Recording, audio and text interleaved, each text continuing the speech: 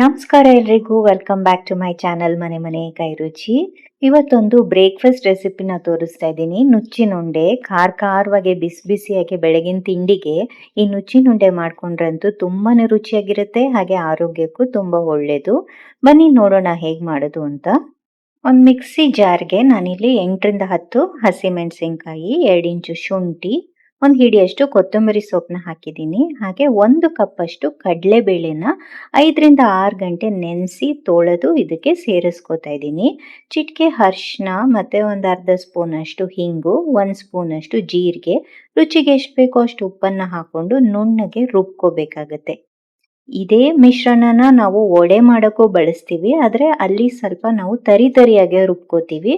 ಆದರೆ ನುಚ್ಚಿನುಂಡೆಗೆ ನುಣ್ಣಗೆ ರುಬ್ಕೋಬೇಕಾಗತ್ತೆ.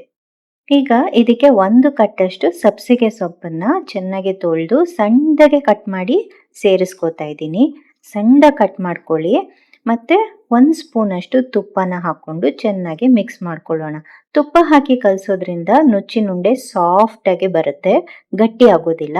ಹಾಗೆ ಇದಕ್ಕೆ 1 ಕಪ್ಪಷ್ಟು ಸಣ್ಣದಾಗೆ ಹೋಲ್ಡ್ ಮಾಡಿರೋಂಥ ಹಸಿ ತೆಂಗಿನಕಾಯಿ ಪೀಸಸ್ನ ಹಾಕ್ಕೊಳ್ಬೇಕಾಗತ್ತೆ. ಇದೊಂದು ಒಳ್ಳೆ ಫ್ಲೇವರ್ ಕೊಡುತ್ತೆ, ಇದನ್ನು ಮಾತ್ರ ಮಿಸ್ ಮಾಡೋಕ್ಕೆ ಹೋಗಬೇಡಿ.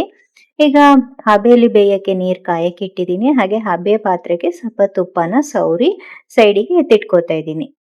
ಈಗ ರುಬ್ಬಿರೋಂಥ ಮಿಶ್ರಣನ ಈ ರೀತಿ ನಿಮ್ಗೆ ಯಾವ ಸೈಜ್ ಬೇಕೋ ಆ ಸೈಜ್ಗೆ ಉಂಡೆ ಕಟ್ಕೊಳ್ಬೇಕಾಗತ್ತೆ. ನೋಡಿ, ಈ ರೀತಿ ಉಂಡೆ ಕಟ್ಬಿಟ್ಟು ಹಬೆನಲ್ಲಿ ಒಂದು 10 ನಿಮಿಷ ಬೇಯಿಸ್ಕೊಳ್ಬೇಕಾಗತ್ತೆ. ನೀವು ಸ್ಟೀಮರಲ್ಲಾದರೂ ಬೇಯಿಸ್ಬೋದು ಅಥವಾ ಇಡ್ಲಿ ಪಾತ್ರೆಯಲ್ಲೂ ಸಹ ಬೇಯಿಸ್ಬೋದು. ನೋಡಿ, ಈಗ ಸಾಫ್ಟಾಗಿ ಚೆನ್ನಾಗಿ ಬೆಂದಿದೆ. ಇದನ್ನ ತುಪ್ಪದ ಜೊತೆ ಸರ್ವ್ ಮಾಡಿದ್ರು ತುಂಬ ಚೆನ್ನಾಗಿರುತ್ತೆ. ಅಥವಾ ಚಟ್ನಿ ಬೇಕಿದ್ರೆ ಚಟ್ನಿ ಪುಡಿ ಜೊತೆಗೂ ಸರ್ವ್ ಮಾಡ್ಬೋದು.